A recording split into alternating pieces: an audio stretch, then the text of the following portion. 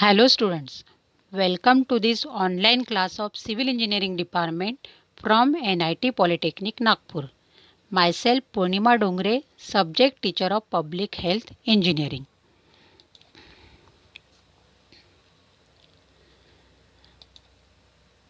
Name of Unit 1 is Sources, Quality and Quantity of Water. Course Outcome: Identify the sources and characteristics of water and wastewater. Here I will explain you the topic sources of water.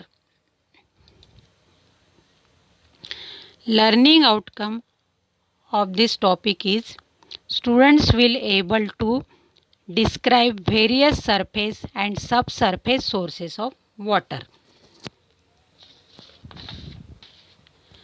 पानी पृथ्वी पर रहने के लिए आवश्यक सबसे महत्वपूर्ण पदार्थों में से एक है। पानी के बिना हम मनुष्य मर जाएंगे। दुनिया में सभी जीवित चीज़ों के लिए पानी की ज़रूरत है। वैसे ही पेड़ पौधों को जीवित रहने के लिए पानी की ज़रूरत है। इसका मतलब है जल यानी पानी ही जीवन है। हम बिना पानी के खाना नहीं बना सकते। हमें कपड़ा धोने, नहाने, बर्तन धोने के लिए पानी की ज़रूरत है।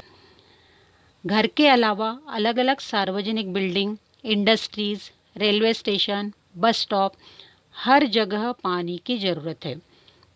तो स्टूडेंट्स, आपको समझा होगा कि पानी हमारे लिए कितना महत्वपूर्ण है। हर एरिया में ज़रूरत के हिसाब से पानी सप्लाई करने का काम वाटर सप्लाई डिपार्टमेंट करता है।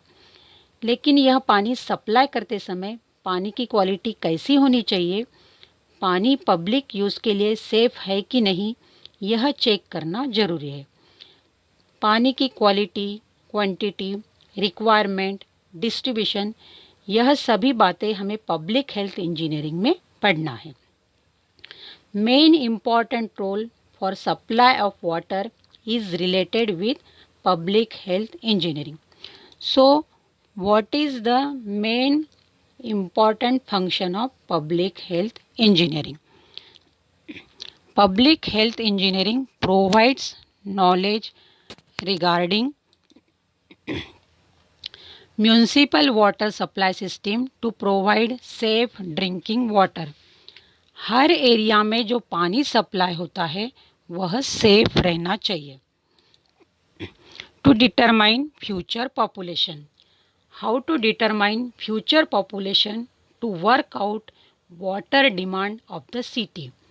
हर एरिया में जितनी पॉपुलेशन है उस हिसाब से वहाँ पानी की कितनी ज़रूरत है और फ्यूचर में और कितना ज़्यादा पानी लग सकता है, यह काम पब्लिक हेल्थ इंजीनियरिंग करता है।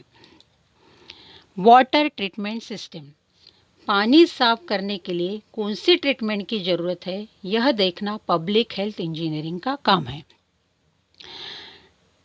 Develop collection and engineering treatment system to carry domestic और industrial waste water discharge away and remove some pollutants before discharging it into environment.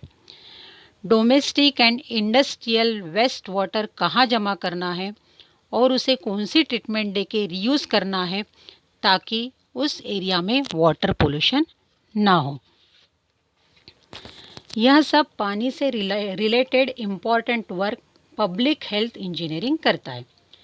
लेकिन जो पानी सोर्स से लेके पब्लिक तक सप्लाई होता है वह हमेशा सेफ रहना चाहिए।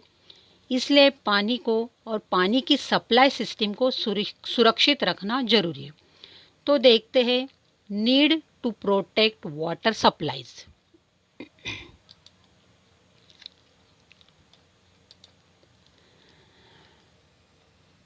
To remove contamination in the water.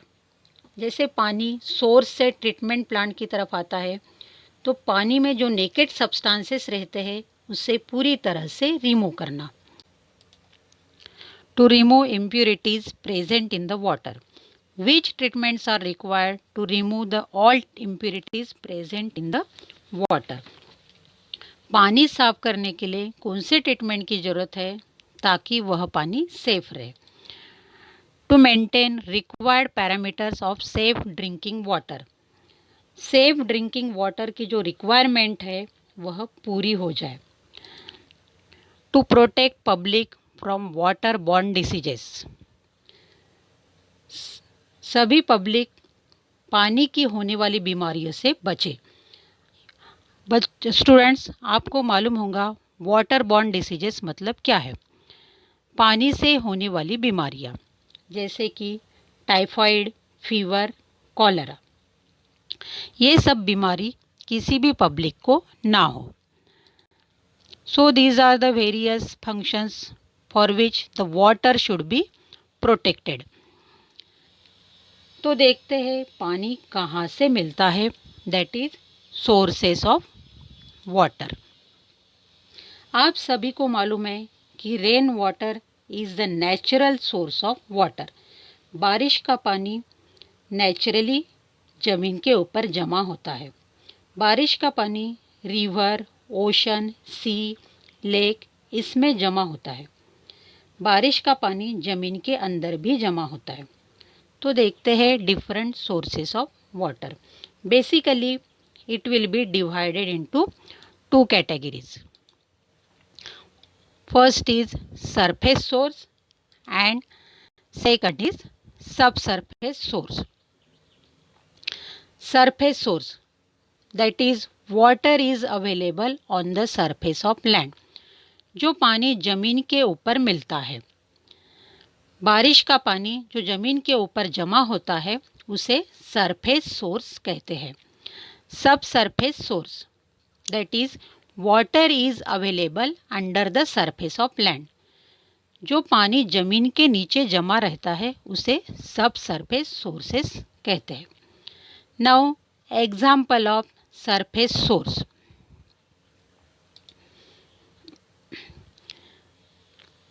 These are the various natural sources of water and these are the surface source of water.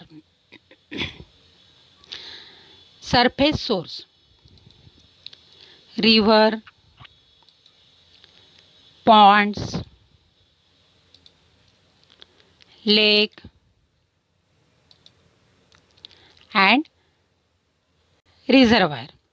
These are the various examples of surface source. Lake और Pond's सभी को मालूम है. Lake और Pond's क्या होते हैं? किसी एरिया में पानी जमा करते हैं. जो पानी एक जगह जमा रहता है और जो दिखने में अच्छा दिखता है, लेकिन यह पानी एक ही जगह जमा होने के कारण वहाँ अलगी, वेजिटेशनल मैटर, ऑर्गेनिक मैटर जमा हो जाते और इसलिए यह पानी पीने के लिए यूज़ नहीं कर सकते. सी और ओशन का पानी बहुत खारा होता है. इसमें टॉक्सिक मटेरियल ज़्यादा रहते हैं और यह पानी पीने के लिए यूज़ नहीं कर सकते. रिवर का पानी एक जगह जमा नहीं रहता. पानी हमेशा बहता रहता है. जैसे जैसे रिवर का पानी बहता है उसमें ऑर्गेनिक इम्प्योरिटीज़, गार्बेज जमा होते हैं. लेकिन रिवर के पानी की मिनिमम वेलोसिटी 0.45 मीटर पर सेकंड है और रिवर का पानी अपने आप खुद साफ होता है. रिवर के पानी को साफ करने के लिए ज़्यादा ट्रीटमेंट की ज़रूरत नहीं लगती. इसलिए पब्लिक वाटर सप्लाई के लिए हमेशा रिवर का पानी यूज़ करते हैं. नेक्स्ट देखते हैं सब सरफेस सोर्सेस. इसमें आता है infiltration galleries, springs and wells. So what is infiltration galleries? Infiltration galleries is the structure which is constructed near the bank of the river. Here we see the figure of infiltration galleries. The water enters from the river in the infiltration galleries by weep holes. That is, river का पानी porous drain pipe से infiltration galleries में जमा होता है और यहाँ से फिर जहाँ ज़रूरत है वहाँ पानी डिस्ट्रीब्यूट करते हैं। Springs, this is the figure of springs. यह ज़्यादातर हिली एरिया में दिखता है। स्प्रिंग्स क्या है? दो रॉक्स के बीच सडनली हाई फोर्स में पानी निकलता है, वह स्प्रिंग्स होता है। और यह स्प्रिंग जनरली हिली एरिया में ही दिखने को आता है। यह स्प्रिंग्स हिली एरिया के लिए सोर्स ऑफ वाटर यूज होता है। वेल्स, वेल्स यानी कुआं, यह तो आप सभी को मालूम है। उसको डिवाइड करते हैं shallow well and deep well. Depending upon the depth of water, shallow well and deep well are constructed. इसमें बोरवेल भी आती है। So students, these are the various sources of water.